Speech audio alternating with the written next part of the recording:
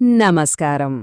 మన దేశ రాజకీయ ముఖచిత్రాన్నే మార్చేసిన చారిత్రాత్మక 2026 అసెంబ్లీ ఎన్నికల గురించి ఈరోజు ఈ ఎక్స్ప్లెయినర్లో మాట్లాడుకుందాం. దశాబ్దాలుగా పాతుకుపోయిన రాజకీయ సంప్రదాయాలు అసలు ఎలా కుప్పకూలాయి, సామాన్యులు ఎలాంటి సంచలనాలు సృష్టించారు, రాజకీయ ఉద్దండుల పతనం, అలాగే ఎన్నికల్లో చోటు చేసుకున్న కొన్ని భావోద్వేగపూరితమైన విచిత్రమైన ఘట్టాల గురించి ఇప్పుడు మనం లోతుగా విశ్లేషిద్దాం. సరే, ఈ రోజు మనం కవర్ చేయబోయే అంశాలేంటంటే పవర్ షిఫ్ట్ ఎలా జరిగింది, దిగ్గజాలు ఎలా పడిపోయారు, సామాన్యుల అద్భుత విజయాలు, కొన్ని విచిత్రమైన ప్రచారాలు మరియు చివరగా ప్రజాస్వామ్యం ముందున్న సవాళ్లు. కేవలం పొడి గణాంకాలు మాత్రమే కాకుండా ఈ ఎలక్షన్స్ వెనక ఉన్న అసలు కథేంటో చూద్దాం. ముందుగా మొదటి అంశం పవర్ షిఫ్ట్.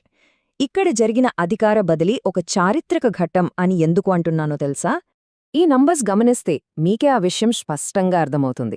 బెంగాల్లో ఏకంగా బీజేపీ 200 స్థానాలను క్రాస్ చేయడం, అలాగే తమిళనాడులో తొలిసారి బరిలోకి దిగిన కొత్త పార్టీ టీవీకే రికార్డ్ స్థాయిలో డామినేట్ చేయడం, ఇక కేరళలో యూడీఎఫ్ స్వీప్ చేయడం, ఇవన్నీ చూస్తుంటే ఇదేదో మామూలు మార్పు కాదు, రాజకీయాల్లో వచ్చిన ఒక భారీ భూకంపమని మనం ఖచ్చితంగా చెప్పొచ్చు. ఇంకో ఆసక్తికరమైన విషయం ఏంటంటే 1977.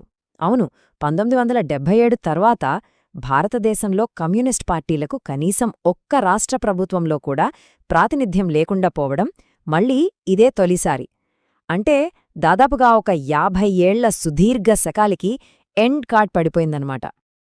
ఇప్పుడు రెండో అంశం గురించి మాట్లాడుకుందాం. అదేంటంటే ఎవరూ ఊహించని విధంగా రాజకీయ దిగ్గజాలు పరాజయం పాలు కావడం. ప్రజల్లో వ్యతిరేకత వస్తే ఎంతటి పవర్ఫుల్ లీడర్సైనా సరే తుడిచిపెట్టుకుపోతారని ఈ ఎన్నికలు నిరూపించాయి. సాక్షాత్తు సిట్టింగ్ ముఖ్యమంత్రులుగా ఉన్న మమతా బెనర్జీ గారు, ఎంకే స్టాలిన్ గారు తమ సొంత కంచుకోటల్లోనే ఓడిపోయారు. అటు అస్సాంలో దశాబ్దాల రాజకీయ నేపథ్యమున్న గౌరవ్ గొగోయి గారు కూడా పరాజయాన్ని చవిచూశారు. గతం ఎంత ఘనంగా ఉన్నా 2026లో అది గెలుపుకి ఏమాత్రం గ్యారంటీ ఇవ్వలేకపోయింది. మనమిక్కడ ఏ పార్టీ పక్షాన నిలబడటం లేదు, కేవలం పడిపోయిన బలమైన కోటల గురించి వాస్తవాలను మాత్రమే విశ్లేషిస్తున్నాం. ఇక మూడో సెక్షన్.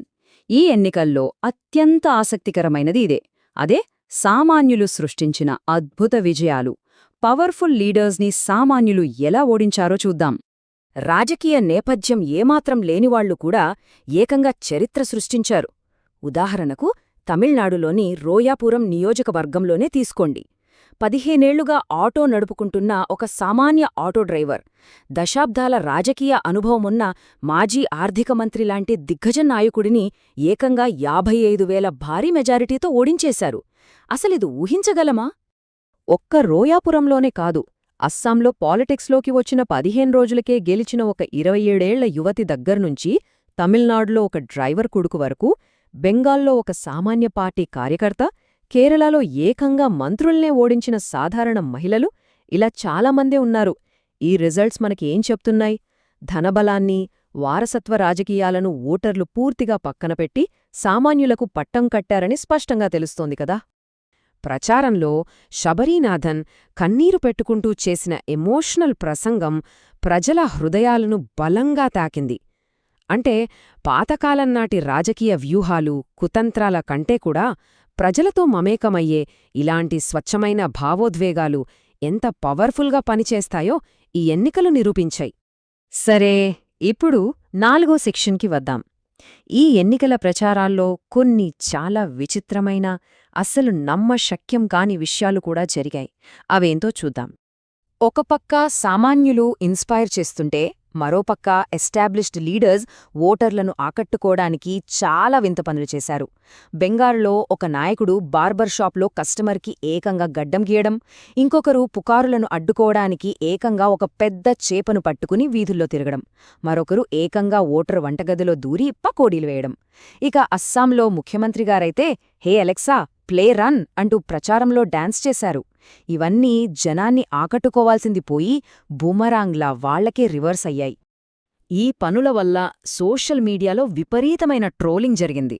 బెంగాల్లో కాంగ్రెస్ సీట్లు లెక్కపెట్టడానికే ఆర్యభట్ట సున్నాను కనిపెట్టాడు లాంటి మీమ్స్, సెటైర్లు చూస్తుంటే ప్రజలు ఈ డ్రామాలను ఎంతగా ఎగతాళి చేశారో ఇట్టే అర్థమవుతుంది. ఇదంతా ఒక ఎత్తు అయితే టెక్నాలజీ వాడకం ఇంకో ఎత్తు.